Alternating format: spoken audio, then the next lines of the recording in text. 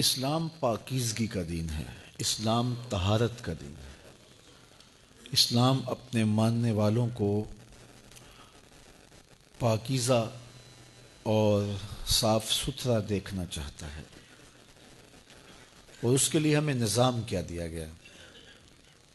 رسول کریم صلی اللہ علیہ وآلہ وسلم نے اسلام کا خوبصورت چہرہ پیش کرتے ہوئے ارشاد فرمایا، الطہور شطر الایمان، طہارت آدھا دین ہے، آدھا ایمان ہے۔ مسجد میں ایک شخص حاضر ہوا تو اس کے بال بکھرے ہوئے تھے، پراگندہ صورت تھی، تو حضور نے فرمایا اسے نکال دو باہر۔ راوی کہتا ہے حضور کی مراد یہ تھی کہ یہ جائے اور اپنے بال سنوار کے آئے، اور وہ گیا اور جا کے اس نے اپنے بال سنوارے اور پھر آیا، کیونکہ میرے حضور نے ارشاد فرمایا من کان لہ شعر فلیکرمہ، جو بال رکھے اس کے اوپر لازم ہے کہ ان کو سنوار کے رکھے۔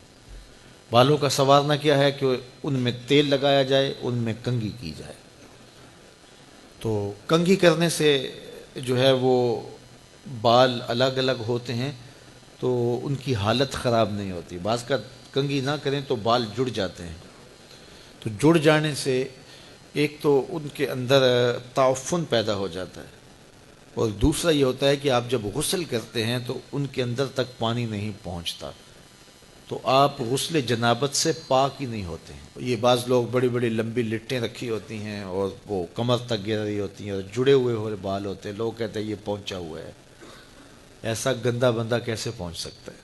اسلام تو دینی صفائی کا ہے، اسلام تو دینی طہارت کا ہے، اسلام تو پاکیزگی کا دین ہے، اور شریعت نے ہمیں مردوں کو کندھوں سے نیچے بال رکھنے سے منع کیا ہے۔ تو کوئی ملنگ، کوئی بابا اس طرح بال رکھے ہیں، جوٹے ہیں، کسی دربار پہ بیٹھا ہے اور لوگ سمجھتے ہیں کہ پتہ نہیں یہ کہاں پہنچا ہوا ہے، جس کے بالوں کی منڈیاں بنی ہیں اس کا تو غسل واجب بھی نہیں ہوتا۔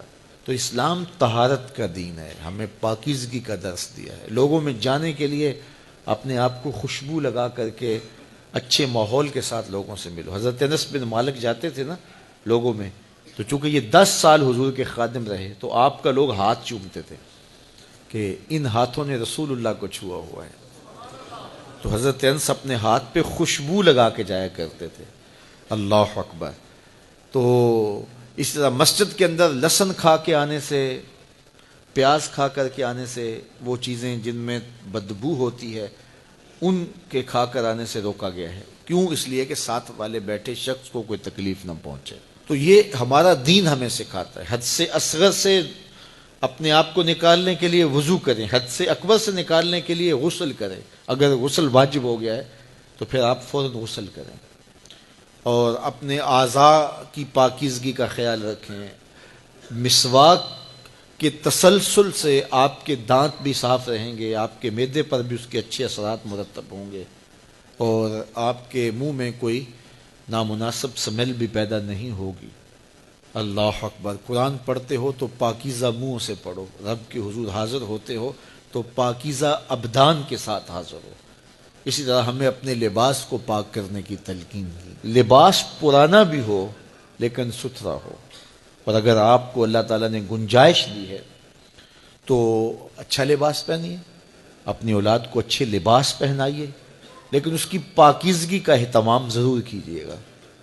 اور حضور نے ارشاد فرمایا استنزہوا عن البول فإن عامۃ عذاب القبر منہ، پیشاب کے چھینٹوں سے بچو، اس لیے کہ عام طور پہ عذاب قبر پیشاب کے چھینٹوں کی وجہ سے ہوتا ہے۔ اور مجھے بتاؤ جو شخص نماز نہیں پڑھتا وہ پیشاب کے چھینٹوں سے بچ سکتا ہے؟ بمشکل۔